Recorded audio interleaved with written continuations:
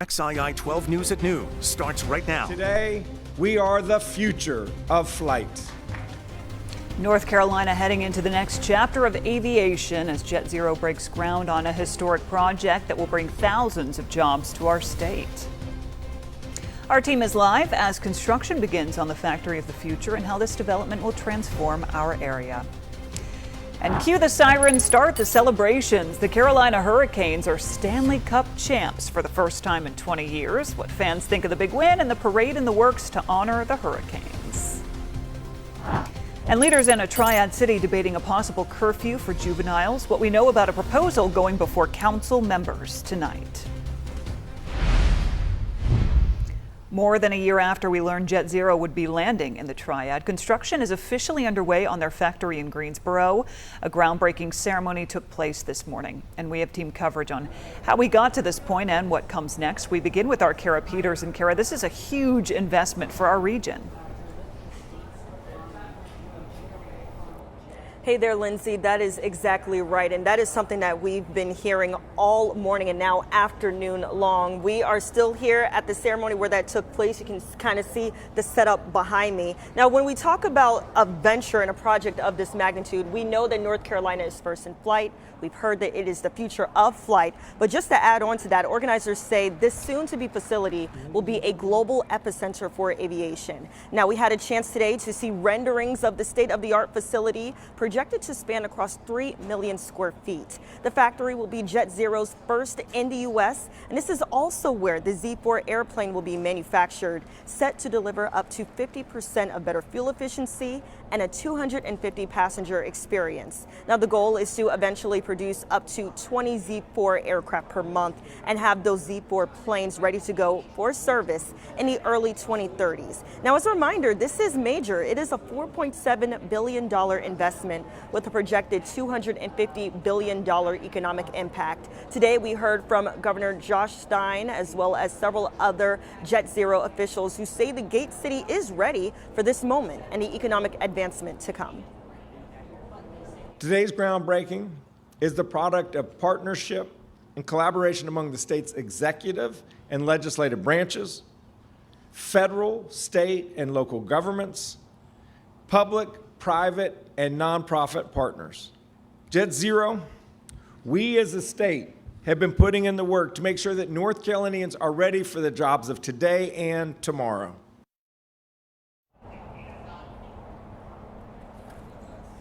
So as you just heard from the governor, a lot of excitement, a lot of optimism. We know that with those jobs and the hiring, we've also have to acknowledge that the timeline has shifted a little bit due to delays in state budget funding. And I will talk about that in about 30 minutes. Now, when we talk about this project, we've also been talking about how it is set to impact our local colleges and universities, and they too have been gearing up for this moment. So I want to now bring in Erin Burnett. She continues our coverage. Now, Erin, UNCG just announced a program with JetZero and how they're going to be helping students interested in these jobs. So can you tell us more about that? Yeah, so this program, they're actually partnering with Deloitte and with JetZero for a program that Deloitte has already started called the Deloitte Believers Program. And in this program, it's nationwide. They have been able to train over 35,000 students to enter these STEM fields and train them and get them interested in STEM fields. Now they're coming to UNCG and they will be starting next month. About 25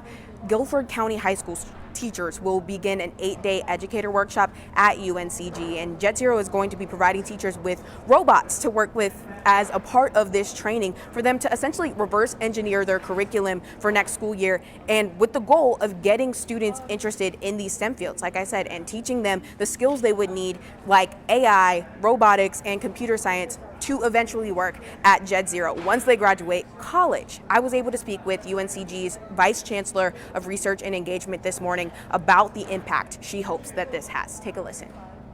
Really is introducing a different way of how teachers can incorporate specific technologies, new technologies into the curricula that they have. They're ready for that. Being able to incorporate more hands-on activities and more ways by which they can learn the foundation of science without having to worry about that technical jargon, but to understand it in ways by which they're doing an activity is really what we believe is going to keep them interested.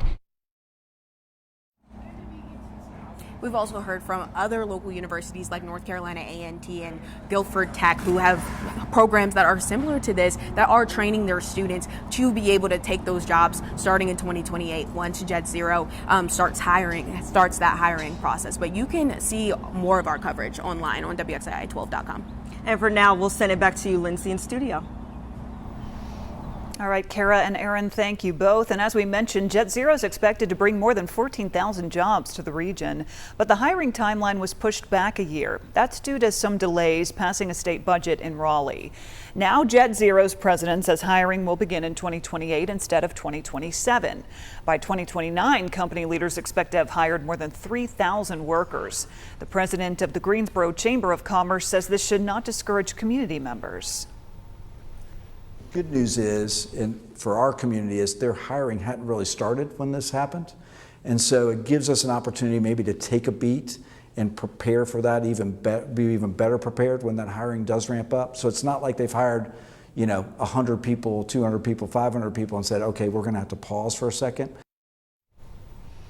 Lawmakers in Raleigh have said they're close to reaching a final budget deal, but no agreement has been finalized. That means millions of dollars in state incentives connected to the Jet Zero project remain on hold.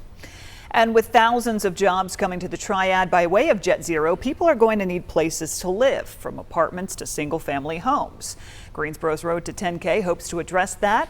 Let's take a look at the numbers here. According to the project's dashboard, there are more than 3,000 new homes under construction and completed, including nearly 2,000 apartments, a dozen duplexes, and more than 500 single-family and townhomes.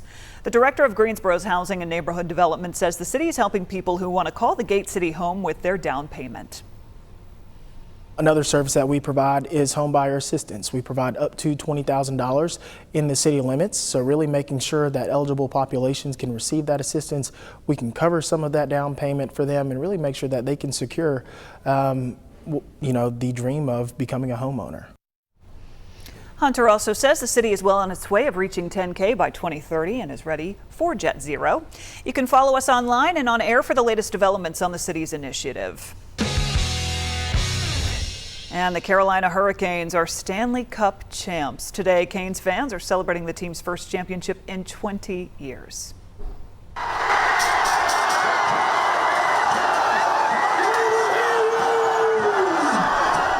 The Canes shut out the Golden Knights last night, 3-0 to win their second championship. Carolina last won the Stanley Cup in 2006 when current coach Rod Brindamore was the team's captain. And across the country and in Raleigh, fans packed the Lenovo Center to cheer on the team. They all say being in the team's home arena when they got the win is a moment they will not forget. This is an incredible night, an incredible moment for the city of Raleigh, for these boys. They've worked so hard. I'm just so grateful to be here and be part of this. You gotta love it for the fans, all the kids out there, the state of North Carolina, a long time coming. Teamwork, teamwork, teamwork. While we wait for the Stanley Cup back to the Tar Heel State to come back here, this replica on your screen's already floating around Raleigh. Fans were seen holding a version of the trophy outside the Lenovo Center last night.